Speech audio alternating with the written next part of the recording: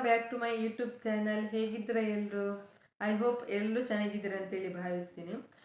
Guys, ಹೆಣ್ಮಕ್ಳಲ್ಲಿ almost hair fall ಸಮಸ್ಯೆ ಆಗಿರ್ಬೋದು, ತಲೆ ಹೊಟ್ಟು, ಹಾಗೆ ಸಣ್ಣ ವಯಸ್ಸಿನಲ್ಲಿ ಬಿಳಿ ಕೂದಿನ ಸಮಸ್ಯೆ, ಈ ಡ್ಯಾಂಡ್ರಫಿಂದ ನಮ್ಮ ಸ್ಕಾಲ್ಫಲ್ಲಿ ತುರಿಕೆ ಆಗಿರ್ಬೋದು, ಅಲರ್ಜಿ, ಇದೆಲ್ಲ ಸಮಸ್ಯೆ ಇದ್ದೇ ಇರುತ್ತೆ. ಸೊ ನಾನಿವತ್ತು ನಮ್ಮ ಮನೆ ಸುತ್ತಮುತ್ತ ಸಿಗುವಂಥ ಕೆಲವೊಂದು ಗಿಡಮೂಲಿಕೆನ ಯೂಸ್ ಮಾಡಿಕೊಂಡು ಸಿಂಪಲ್ ಆಗಿ ಒಂದು ಯೂಸ್ಫುಲ್ ಆಗಿರುವಂಥ ಒಂದು ಹೇರ್ ಆಯಿಲ್ ಹೇಗೆ ಮಾಡೋದು ಅಂತೇಳಿ ತೋರಿಸ್ಕೊಡ್ತೀನಿ.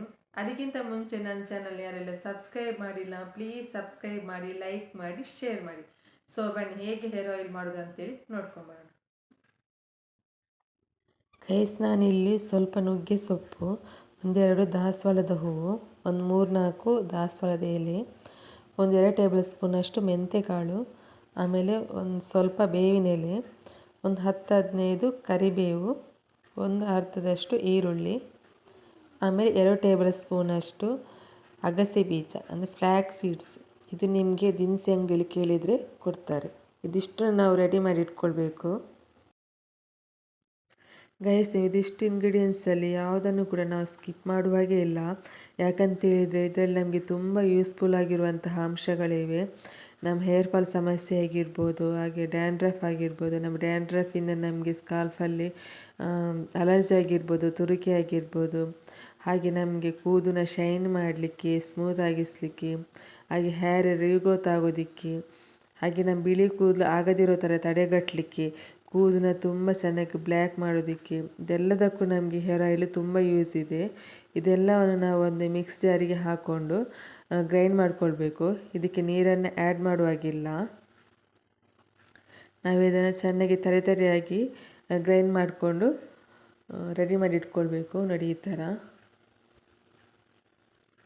ಇವಾಗ ನಾವು ಒಂದು ದಪ್ಪ ತಳದ ಪಾತ್ರೆಯನ್ನು ಇಟ್ಕೊಳ್ಬೇಕು.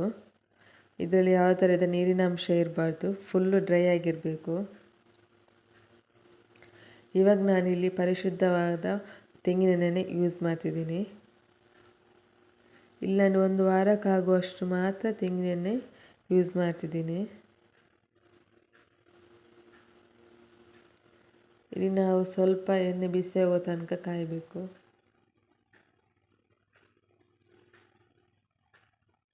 ಇವಾಗ ನಾವು ಏನು ಗ್ರೈಂಡ್ ಮಾಡಿ ಇಟ್ಕೊಂಡಿದ್ದೀವಿ ನೋಡಿ, ಅದನ್ನು ಇದಕ್ಕೆ ಮಿಕ್ಸ್ ಮಾಡಿಕೊಳ್ಬೇಕು. ಗ್ಯಾಸ್ನ ಲೋ ಫ್ಲೇಮಲ್ಲಿ ಇಟ್ಕೊಳ್ಳಿ ಫ್ರೆಂಡ್ಸ್, ಇಲ್ಲಾಂದರೆ ಸುಟ್ಟೋಗೋ ಚಾನ್ಸಸ್ ಇರುತ್ತೆ.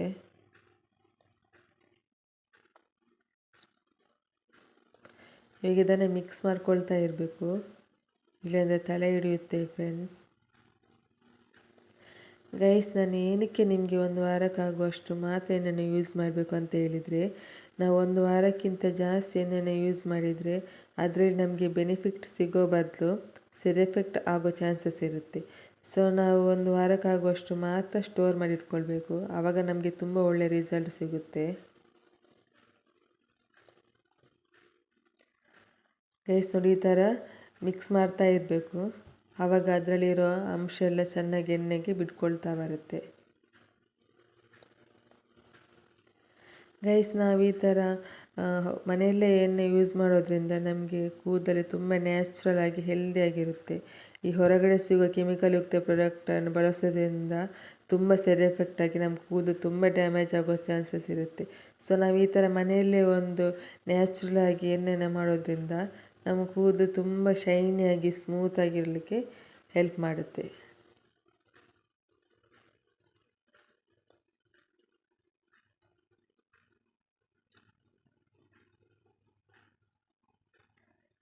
ಗೈಸ್ ನೋಡಿ, ಅದರದ ಅಂಶ ಎಲ್ಲ ಚೆನ್ನಾಗಿ ಎಣ್ಣೆಗೆ ಬಿಟ್ಕೊಳ್ತಾ ಬರ್ತಿದೆ.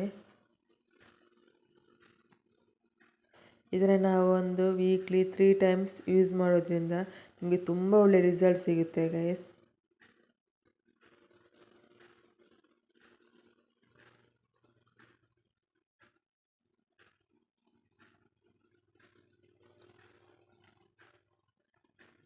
ಇವಾಗ ಇದು ಎಣ್ಣೆ ರೆಡಿಯಾಗಿದೆ. ಗ್ಯಾಸ್ ಆಫ್ ಮಾಡಿಕೊಂಡು ಒಂದು ಬಾಟ್ಲಿ ಹಾಕಿ ಇದನ್ನು ಸೋಸಿ ಸ್ಟೋರ್ ಮಾಡಿ ಇಟ್ಕೊಳ್ಬೇಕು.